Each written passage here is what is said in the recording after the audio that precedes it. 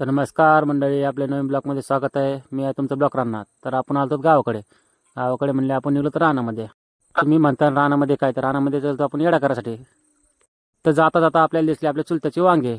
तर मित्रांनो, तुम्हाला सांगायचं तात्पर्य एवढंच आहे, शेती जर मनातून केली तर पीक कुठंही येतं.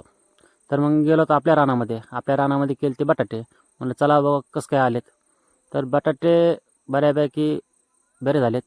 तर मग तिथून गेलो मग कांद्याच्या रानात. कांदे पण निमे आहेत, निमे गेलेत. तोपर्यंत काय मग शेजारी भेटले. तर शेजारी म्हणले काय कसं काय. तर म्हणलं काय नाही, आता जे आहे ते आहे. नशिबाच्या मोर आता काय चालणार आहे आपलं. जे आहे ते पदरात पाडून घ्यायचं. मग काय थोडी चर्चा केली. तर मग आपण निघलो परत आपल्या घरच्या दिशेने. तर घराच्या दिशेने जात असताना गोष्ट चांगलीच कळली. घर ते घरच असतं. मग फाट्यावर आल्यावर गेले फाट्यावर गेले. मग काय मावा बिवा घेतला. मावा बिवा घेऊन गेलो घरी, कारण आपल्या करायचे ते वाडे खाली. मग काय लागलो खाली करायला. तोपर्यंत आपल्या भावाचा फोन आला. ते म्हणलं आपल्याची डम्पिंग खाली करायला. तर भावानं घराला कलर कसं काय दिला आहे.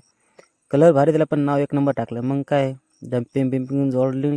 आम्ही निघलोच खाली करण्यासाठी. तर तोपर्यंत त्याला म्हणलं वायर धर, कारण वायर होतं ते. मग काय राहुल शेटला घेऊन आम्ही निघलोच खाली करण्यासाठी.